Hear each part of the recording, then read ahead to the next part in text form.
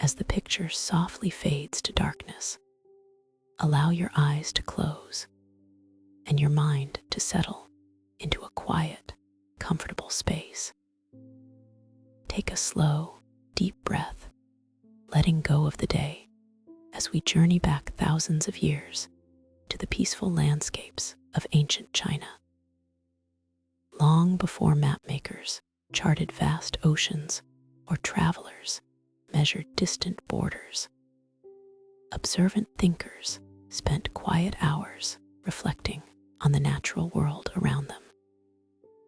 In the stillness of ancient hills and quiet river valleys, early scholars noticed subtle, unseen properties resting within dark stones gathered from the earth. There was no hurry in their discoveries, only a patient contemplation of nature's quiet rhythms.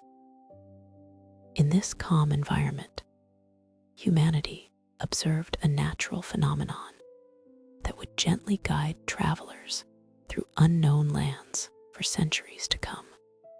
As early prospectors walked along winding mountain paths, surface lodestone appeared as a silent companion upon the rocky terrain. In the 4th century BC text Guanzi asterisk, the asterisk Dedi asterisk chapter recorded that surface outcroppings of natural lodestone served as quiet geological markers, guiding early miners to hidden veins of copper and gold buried deep underground. These dark outcroppings acted like gentle signs from the earth, guiding human curiosity toward rich mineral seams deep below. As scholars spent long evenings pondering why these remarkable stones possessed such a steady attraction to iron, they described the phenomenon through poetic and tender imagery. In the 239 BC philosophical text, Lushi Chunkyu asterisk, natural lodestone was named asterisk Kishi asterisk, or loving stone, because scholars viewed its magnetic pull as a gentle attraction drawing iron toward it like a mother caring for her child. Rather than viewing magnetism as a cold or mechanical force, these ancient thinkers saw it as an expression of natural affection and harmony, a silent connection binding elements of the earth together. This deep appreciation for the stone's quiet nature soon found a practical purpose in the lives of those who traversed the wide and unmapped wilderness. When traveling across expansive territories, thick morning mists and heavy mountain fogs could easily obscure the sun and hide familiar landmarks, leaving travelers without direction. To maintain clarity during long journeys, early tools were crafted to harness the stone's steadfast alignment. In the Yaodu asterisk chapter of his 233 BC political treatise, philosopher Han Fei recorded that state officials carried an asterisk sinan asterisk, or south pointer, when traveling through unmapped lands to maintain direction when mist obscured the horizon. Carved into gentle shapes, such as a balanced spoon resting upon a polished bronze earth plate, the south pointer provided an enduring anchor when the surrounding world turned pale and hazy. Like a quiet beacon in gray mist, it offered reassurance and steady guidance to all who carried it. As you listen to the story of these early discoveries, feel the quiet stillness of those ancient journeys settling into your own space. Just as the south pointer provided an unwavering sense of direction, through foggy lands. Let your thoughts drift into complete calm. The loving stone continues its silent pull, unhurried by time, holding fast to its gentle nature. There are no paths left to navigate tonight, and no distant horizons to watch. Allow the warmth of this ancient history to surround you as you drift peacefully into a deep and restful sleep.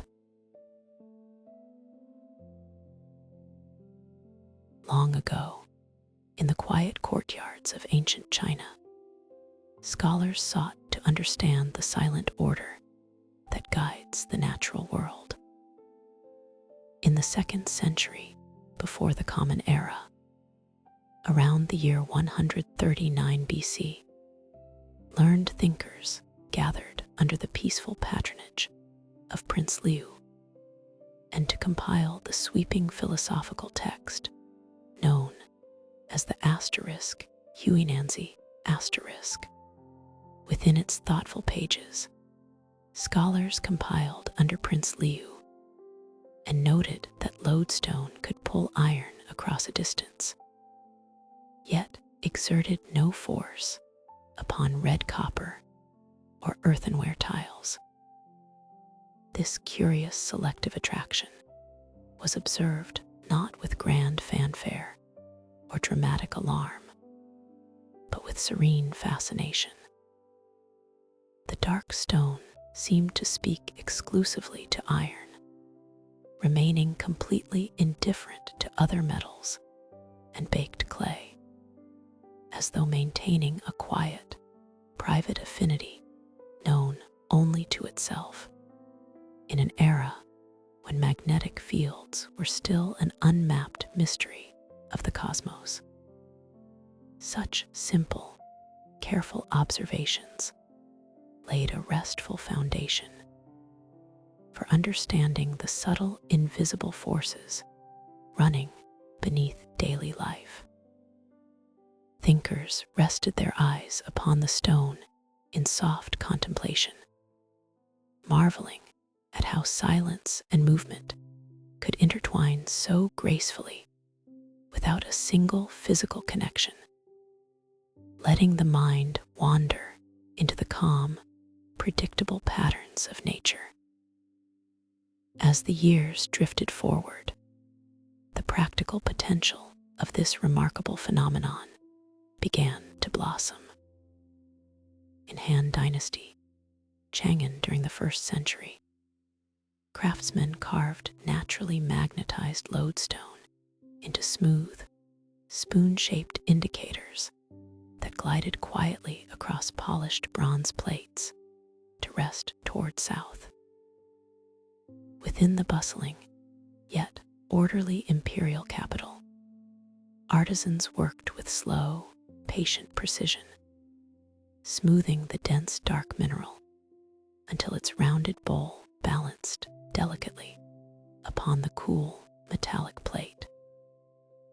When given a soft touch, the lodestone spoon would spin smoothly in a calm circle before unhurriedly settling its slender handle toward the south.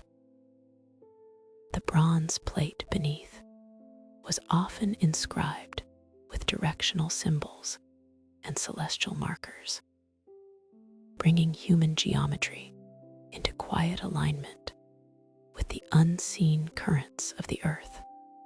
Watching the dark indicator glide without friction offered a soothing, meditative rhythm, a constant reminder that a steady, reassuring orientation exists beneath the surface of a changing world. These early South Pointers, known as sinan asterisk, gently introduced humanity to the art of directional harmony, guiding early orientation with silent grace. The human impulse to remain centered and oriented continued to flourish as centuries passed, giving rise to marvels of mechanical engineering, alongside magnetic discoveries. In 235 AD, during the Three Kingdoms period, inventor Ma Jun reconstructed the mechanical south-pointing chariot, Shinan Qi, employing a differential gear system of interlocking wooden cogwheels that kept a small carved figurine's hand pointing south across open plains, regardless of how the cart turned. Unlike the magnetic spoon, this ingenious chariot achieved its constancy through pure mechanical craftsmanship. As the heavy wooden wheels rolled over rolling hills and twisting tracks, the internal gears rotated in harmonious sync, softly turning the central figure so that its outstretched arm maintained its southern gaze without fail. The soft, rhythmic sound of wooden gear teeth engaging provided a tranquil cadence across vast, open landscapes, reassuring travelers even when thick clouds obscured the sun and stars. Through both the silent magnet and the intricate gear, ancient innovators offered a quiet gift, a reliable compass to bring peace, safety, and certainty to every long journey across the land. As the centuries unfolded into the prosperous era of the Song Dynasty, human curiosity found ever more subtle and elegant ways to harmonize with the hidden forces of nature. In the year 1044, a comprehensive military and technical compendium titled Wujing Zongyao provided a detailed description of floating compasses created by heating leaf-shaped iron strips until they were glowing red and quenching them in water aligned north to south to capture Earth's magnetic field. Artisans would carefully cut thin, leaf-like silhouettes from iron sheet metal, placing them over a gentle hearth fire until the metal softened into a warm, luminous crimson.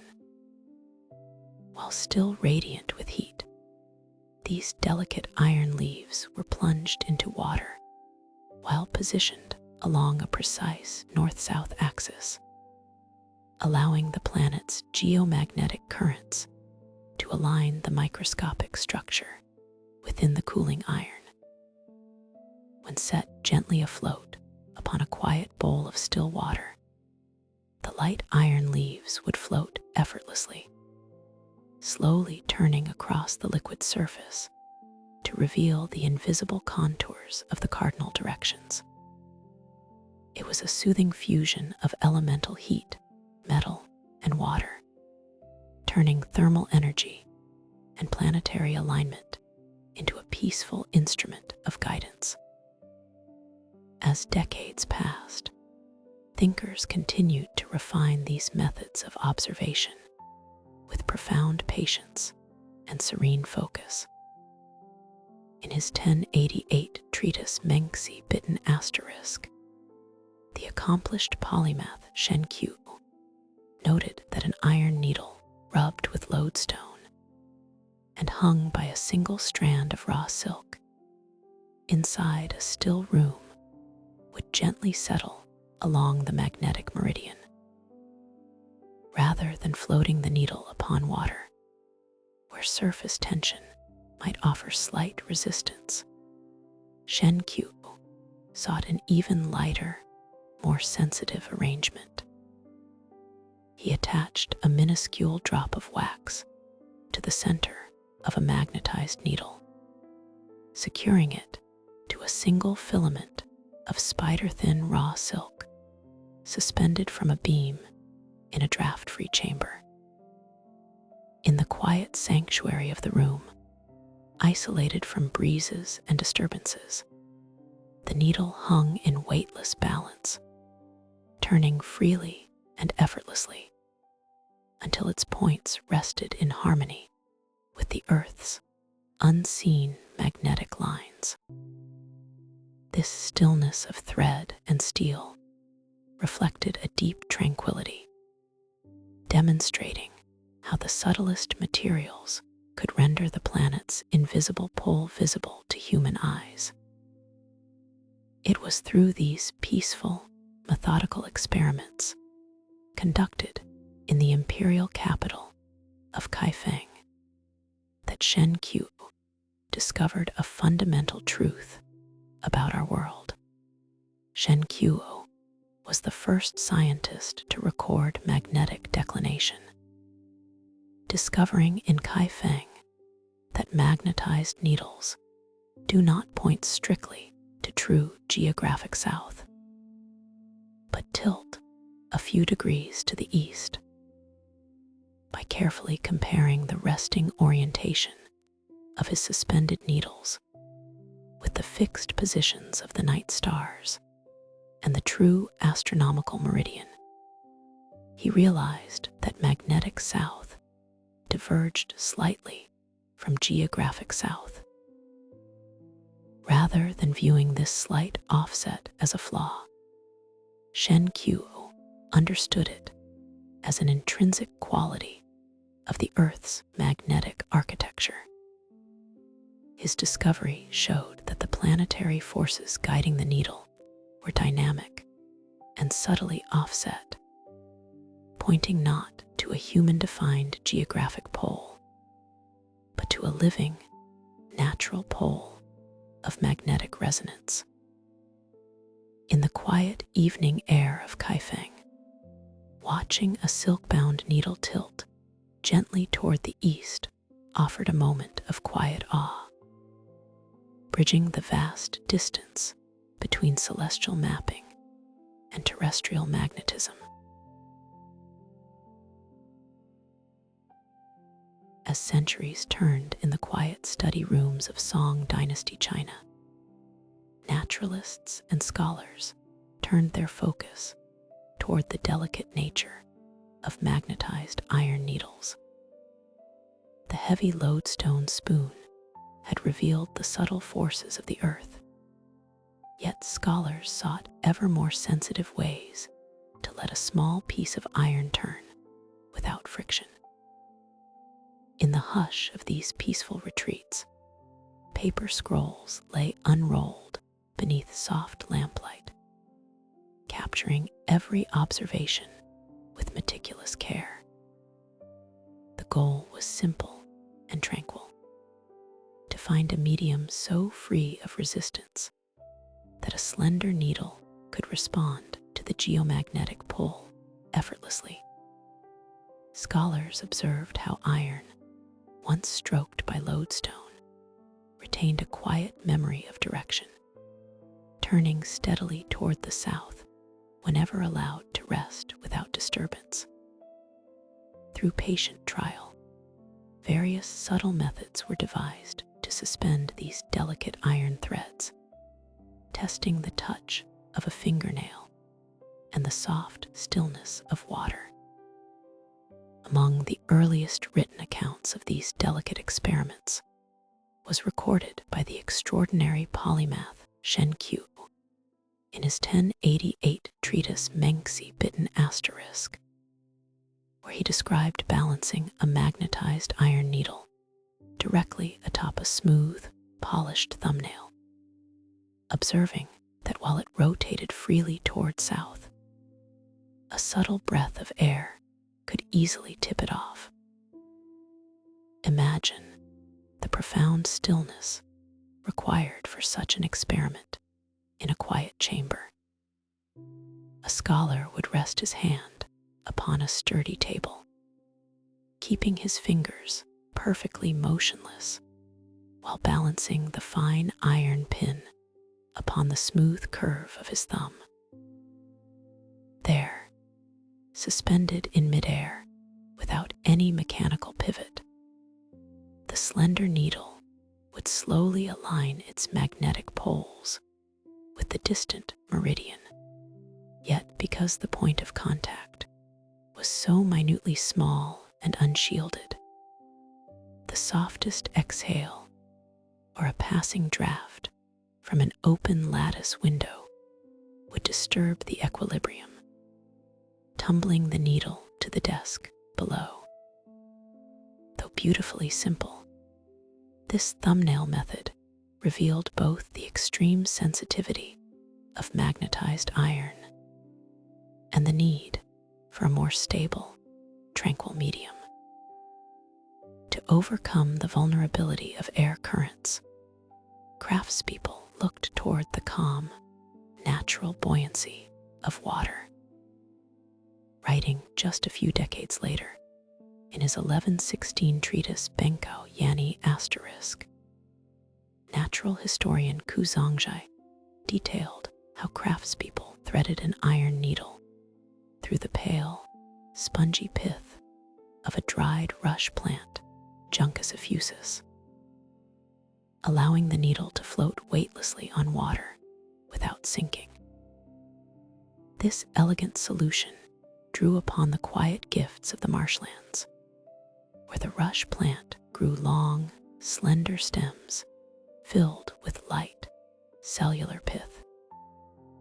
By harvesting the dried white core of the rush and pushing the fine needle through its center, artisans created a tiny, buoyant collar that cradled the iron upon a shallow bowl of clear water. The natural surface tension held the light assembly afloat, dampening sudden shivers while offering almost zero resistance to the needle's orientation. As the floating needle rested upon the silent surface of the bowl, its tiny dark form would gently glide and swivel until it settled into perfect alignment with the south. The soft ripples of water would quiet down instantly, leaving the needle suspended in absolute stillness, like a pale leaf drifting upon a glassy mountain pond. Scholars could watch in quiet awe as the invisible magnetic current took hold, operating without noise or strain. In this peaceful union of iron, plant pith, and clear water, the early aquatic compass found its serene form, carrying a quiet wisdom that would soon guide travelers across unknown waters and silent night landscapes.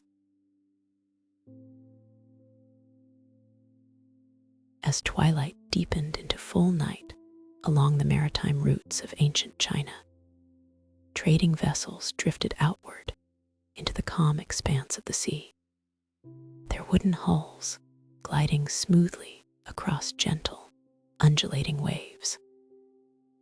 Upon the open ocean, where thick fog often settled heavily over the swells and dark clouds concealed the reassuring light of the night stars, mariners found clarity not in the skies above, but in a small, peaceful vessel of water resting quietly on deck.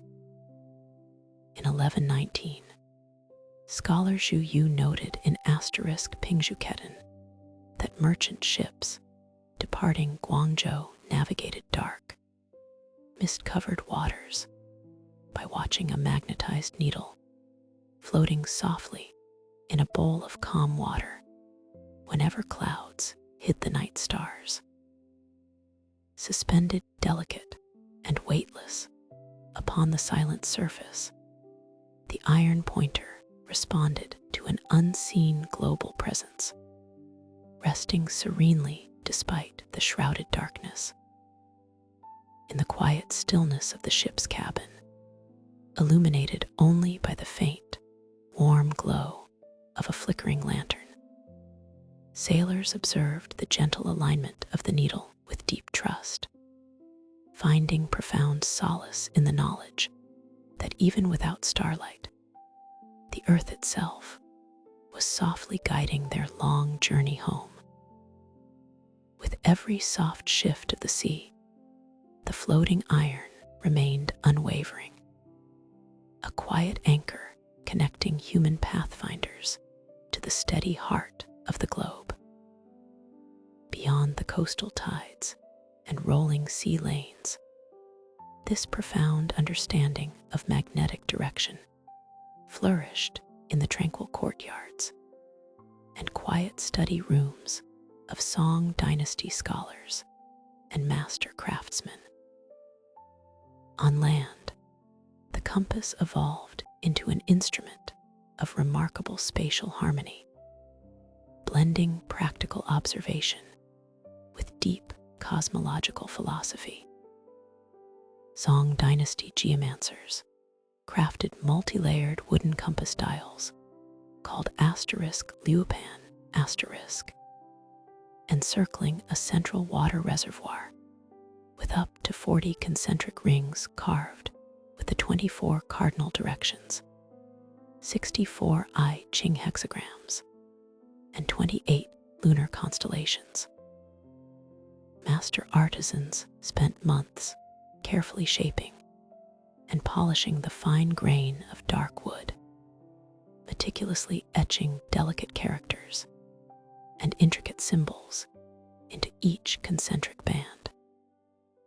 At the very heart of this intricate disc rested the peaceful pool of water, where the slender magnetic needle floated in quiet poise, bridging the terrestrial realm with the stars above. By aligning the needle with these carved rings, geomancers could interpret the subtle pathways of the landscape, determining the most harmonious orientations for homes, gardens, and quiet temples, ensuring human life rested in gentle accord with nature. In these quiet moments of planning, the compass was both guide and meditation, inviting a restful harmony between human spaces and the earth.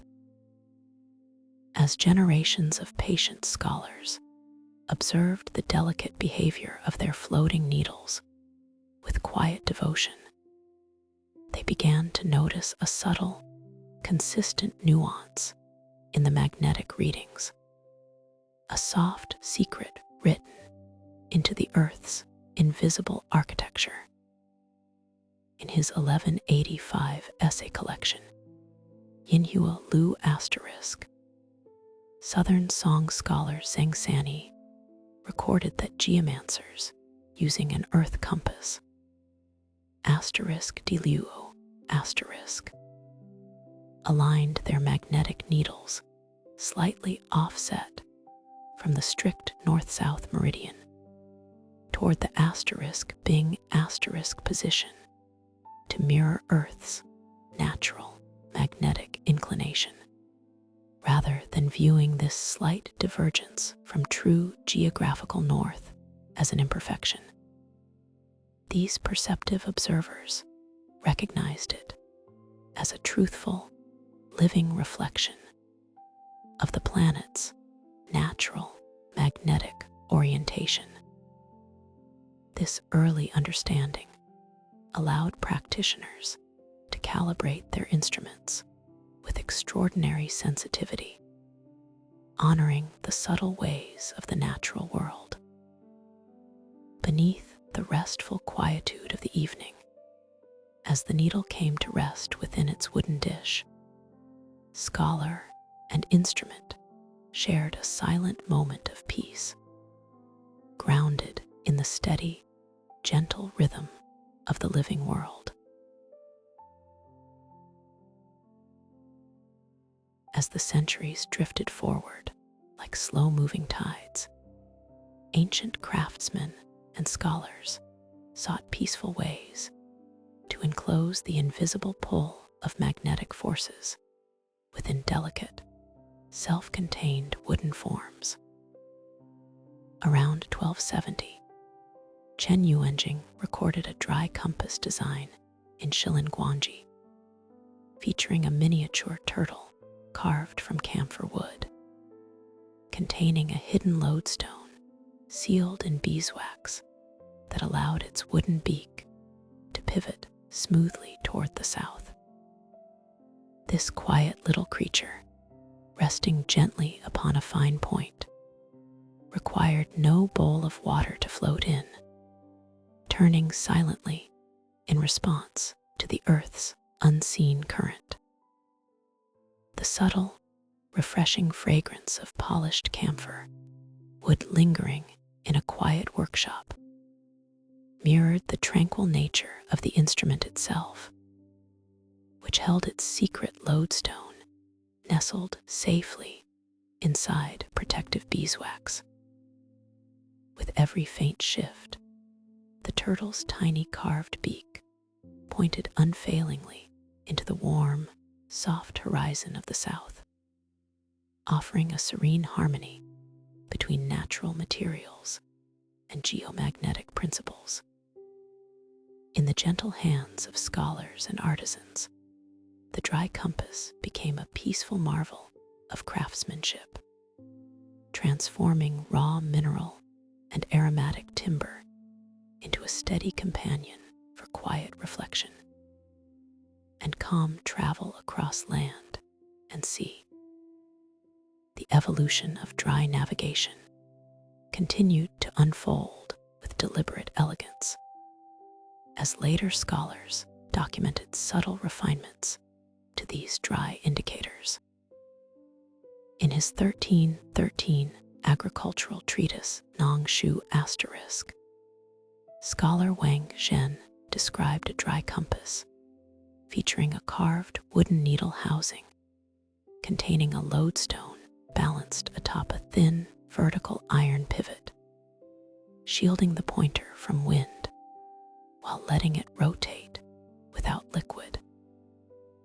Resting upon that slender iron point, the wooden needle could swing free from the surface tension, ripples, and sloshing that might disturb a water-bound pointer, remaining in tranquil stability even when a cool sea breeze brushed past the wooden casing.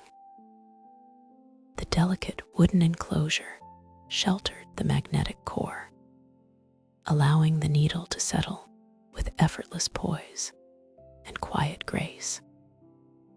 There was a deeply restful simplicity in how the iron pivot held the weight of the carved wood, creating almost no friction as the housing turned softly to align with the meridian.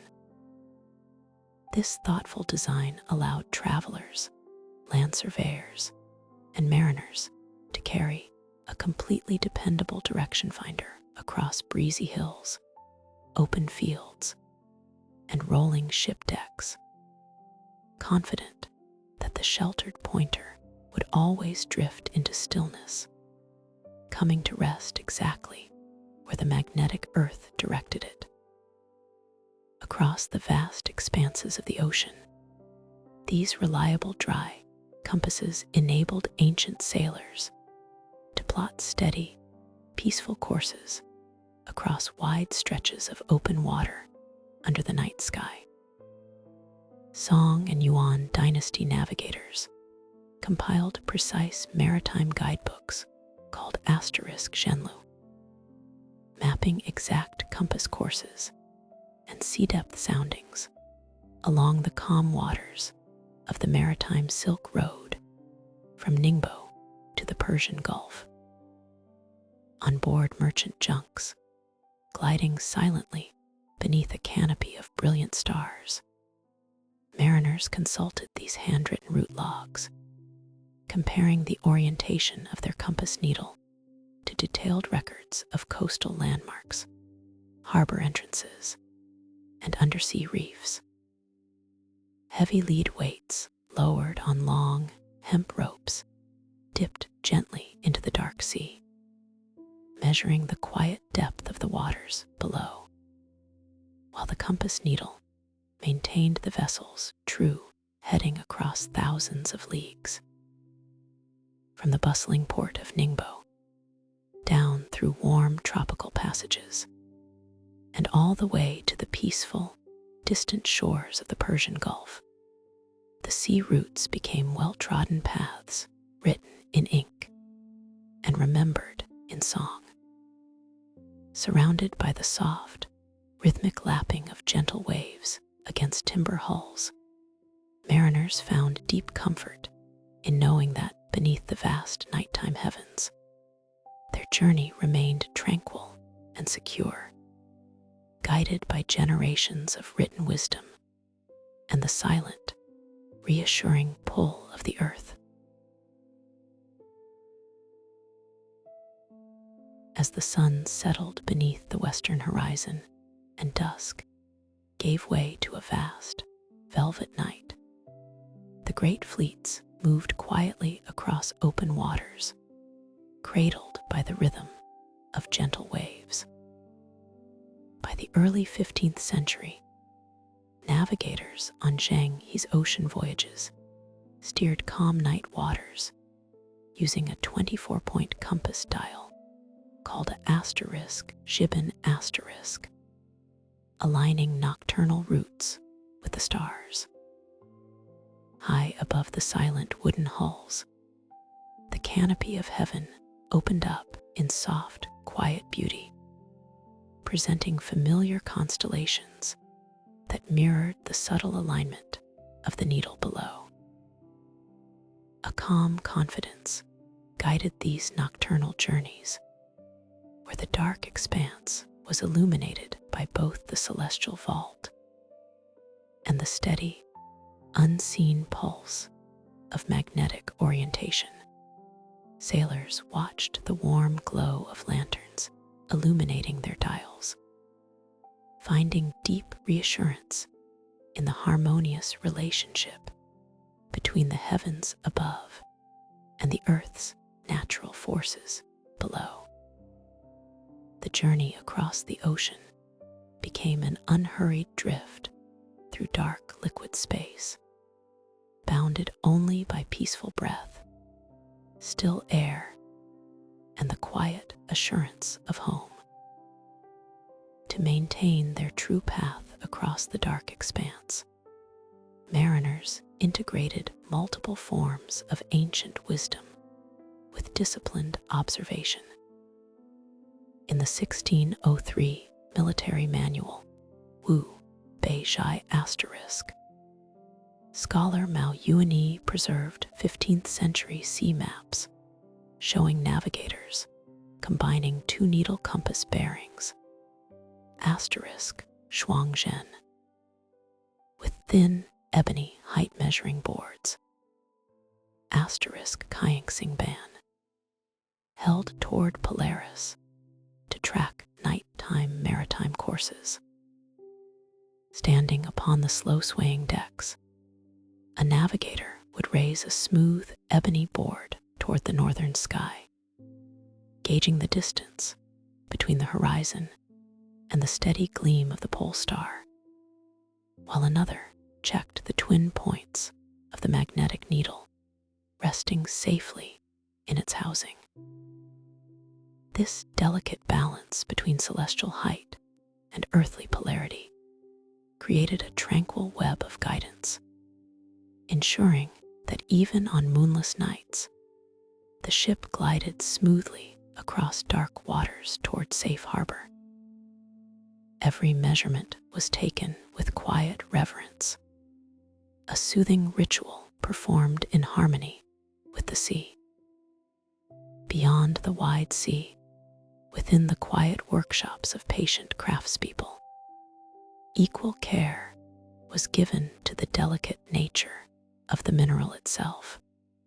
In his 1578 natural history work, Benkao Gangmu *, physician Li Shizhen documented that natural lodestone gradually lost its magnetizing power when exposed to high heat, noting that craftspeople gently rubbed the mineral with vegetal oils to preserve its quiet attraction to iron. This tender act of preservation reflected a profound understanding of nature's subtle forces an awareness that true orientation requires gentle handling and quiet care. The cool mineral, lightly oiled and guarded against harsh warmth, retained its subtle pull, resting peacefully until called upon once more to guide travelers safely on their way. It was a peaceful craft, rooted in observation, patience, and deep respect for the quiet rhythms of the natural world. Now, as the long journey draws to its restful conclusion, the iron needle comes to rest in its smooth dish of water, still and balanced in the quiet dark. The winds grow soft. The ocean turns to a smooth mirror reflecting distant stars, and all movement slows to a gentle, restorative rhythm. The quiet miracle of the compass, a simple piece of stone aligning itself with the vast, invisible lines of the earth, invites us to rest in the certainty that we, too, are supported by unseen harmonies. Let the mind settle as peacefully as the floating needle, resting weightlessly upon a calm tide, perfectly still and completely safe in the quiet embrace of the night.